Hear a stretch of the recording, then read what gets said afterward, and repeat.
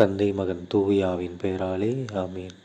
லூக்கா எழுதின செய்தி வாசகம் அதிகாரம் 19 இறைவசனங்கள் 11 முதல் 28 முடிய. அக்காலத்தில் இயேசு எருசலேமை நெருங்கி வந்து கொண்டிருந்தார். அவர் சொன்னதை கேட்டு கொண்டிருந்தவர்கள் இறையாட்சி உடனடியாக தோன்றப் போகிறது என்று நினைத்தார்கள்.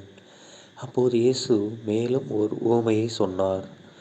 உயர் குடிமகன் ஒருவர் ஆட்சி உரிமை பெற்று வர தொலை நாட்டிற்கு போக புறப்பட்டார்.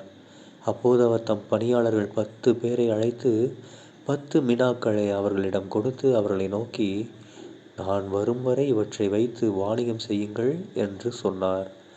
அவருடைய குடிமக்களோ அவரை வெறுத்தனர். எனவே இவர் அரசராக இருப்பது எங்களுக்கு விருப்பமில்லை என்று சொல்லி தூது அனுப்பினர். இருப்பினும் அவர் ஆட்சி உரிமை பெற்று திரும்பி வந்தார். பின்னர் தம்மிடம் பணம் வாங்கியிருந்த பணியாளர் ஒவ்வொருவரும் ஈட்டியது எவ்வளவு என்று அறிய அவர் அவர்களை கூப்பிட்டு அனுப்பினார். முதலாம் பணியாளர் வந்து, ஐயா, உமது மினாவை கொண்டு 10 மினாக்களை சேர்த்துள்ளேன் என்றார். அதற்கு அவர் அவரிடம், நன்று நல்ல பணியாளரே, மிகச்சிறிய பொறுப்புகளில் நம்பிக்கைக்கு உரியவராய் இருந்தீர். எனவே 10 நகர்களுக்கு அதிகாரியாயிரும் என்றார். இரண்டாம் பணியாளர் வந்து, ஐயா, உமது மினாவை கொண்டு 5 மினாக்களை ஈட்டியுள்ளேன் என்றார். அவர், எனவே நீர் 5 நகர்களுக்கு அதிகாரியாயிரும் என்று அவரிடம் சொன்னார். வேறொருவர் வந்து, ஐயா, இதோ உமது மினா, ஒரு கைக்குட்டையில் முடித்து வைத்திருக்கிறேன். ஏனெனில் நீர் கண்டிப்புள்ளவர் என்று உமக்கு அஞ்சி இப்படி செய்தேன்.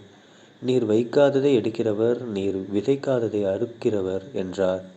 அதற்கு அவர் அவரிடம், பொல்லாத பணியாளே, உன் வாய் சொல்லை கொண்டே உன்னை தீர்ப்பிடுகிறேன். நான் கண்டிப்பானவன், வைக்காததை எடுக்கிறவன், விதைக்காததை அறுக்கிறவன் என உனக்கு தெரியுமல்லவா? அப்படியானால் ஏன் என் பணத்தை வட்டி கடையில் கொடுத்து வைக்கவில்லை? நான் வந்து அதை வட்டியோடு சேர்த்து பெற்றிருப்பேனே என்றார். பின்பு அருகில் நின்றவர்களிடம், அந்த மினாவை அவனிடமிருந்து எடுத்து 10 மினாக்கள் உள்ளவருக்கு கொடுங்கள் என்றார். அதற்கு அவர்கள், ஐயா, அவரிடம் 10 மினாக்கள் இருக்கின்றனவே என்றார்கள். அவரோ, உள்ளவர் எவருக்கும் கொடுக்கப்படும், இல்லாதோரிடமிருந்து உள்ளதும் எடுக்கப்படும் என உங்களுக்கு சொல்கிறேன் என்றார்.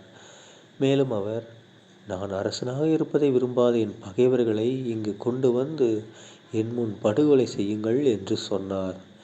இவற்றை சொன்ன பின்பு இயேசு அவர்களுக்கு முன்பாக எருசலேமுக்கு புறப்பட்டு சென்றார்.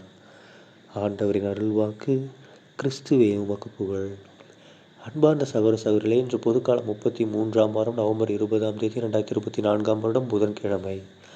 இன்றைய ரட்சிதல் பாருங்கள், இயேசு கிறிஸ்து ஆண்டவர் செம்மையான ஒரு ஊமை எடுத்து வைக்கிறார். ஓகேங்களா? என்ன ஊமை? ஒரு தலைவர் என்ன பண்ணியிருக்காரு, தன்னுடைய 3 பணியாளர்களுக்கு காசு கொடுத்துட்டு போயிருக்காரு. ரிட்டர்ன் வந்தோடனே ஒவ்வொருத்தரும் அதை விட டபுள் மடங்காக ஒருத்தர் ஈட்டியிருக்காரு, இன்னொருத்தர் அதில் பாதி ஈட்டியிருக்காரு, இன்னொருத்தர் சும்மா கொடுக்குறாரு. அப்போ அவர் என்ன சொல்கிறாரு, நான் உன்கிட்ட கொடுத்துட்டு போனேன், நீ ஏன் பயன்படுத்தலை? சரியான வழியில் பயன்படுத்தி இன்னும் பெருக்கியிருக்கலாமே. ஓகேங்களா? அது நம்ம பொருட்கள் அளவில் நம்ம நினைக்கக்கூடாது. ஓகேங்களா? தூய ஆவியின் கொடைகளை நம்ம இதில் கொண்டு வரணும். ஓகேங்களா? தூய ஆவி நமக்கு நிறையா கொடைகள் கொடுத்துருப்பாரு. ஓகேங்களா? ஞானம், புத்தி, அறிவு, விமரிசி, திடம், புத்தி, தெய்வ பயம் மட்டும் இல்லாமல் எவ்வளவோ செல்வங்கள் கொடுத்துருப்பாங்க, நல்ல மனைவி பிள்ளைகள் கொடுத்துருப்பாங்க, சொந்தமான வீடு கொடுத்துருப்பாங்க, என்னமோ கொடுத்துருப்பாங்க, நல்ல வேலை வாய்ப்பு இருக்கும். ஓகேங்களா? எவ்வளவோ விஷயங்கள் இருக்கும். அதெல்லாம் வைத்து நாம் நல்லது ஒரு வாழ்க்கை நடத்துகிறோமா, நம்ம வாழ்க்கை நல்ல வழியில் செல்லுதா அப்படின்றத கடவுள் செக் பண்ணுவார். நான் உனக்கு இதை கொடுத்தேன், நீ அதை எப்படி பயன்படுத்துகிற? உனக்கு பயன்படுத்தலை அப்படின்னா அதை திரும்பி கொடுத்துரு, நான் உன்கிட்ட பிடிங்குவேன் அப்படின்ட்டார் அவர். ஓகேங்களா? அதனால் ஒழுங்காக என்ன பண்ணணும், கடவுள் நமக்கு கொடுத்த பவரை சரியாக பயன்படுத்தணும். இப்போ உங்களுக்கு படிக்க தெரியும் அப்படின்னா பைபிள் படிங்க. ஏன் படிக்க தெரிஞ்சும் பைபிள் படிக்கலைன்னா அந்த படிக்கிற பவர் உங்கள்கிட்ட பிடுங்கப்படும். ஓகேங்களா? அந்த மாதிரி தான் கோவிலுக்கு நடக்க முடியும் அப்படின்னா கோவிலுக்கு போங்க, இல்லைன்னா நடக்கிறத பவரை பிடிங்கிடுவார் கடவுள். ஓகேங்களா? So be careful. கடவுள் நமக்கு ஒரு பவர் கொடுத்துருக்காரு அப்படின்னா அந்த பவரை நல்ல வழியில் பயன்படுத்தி கடவுளுக்கு நாம் பெருமை சேர்க்கணும். ஓகேங்களா? அப்போ தான் நமக்கு இன்னும் கொடுக்கப்படும். சரிங்களா? தந்தை மகன் தூய ஆவியின் பெயராலே ஆமீன். இயேசுக்கே புகழ், இயேசுக்கே நன்றி, மரியே வாழ்க. இயேசுவின் இரத்தம் ஜெயம். ஹல்லேலூயா. Praise the Lord.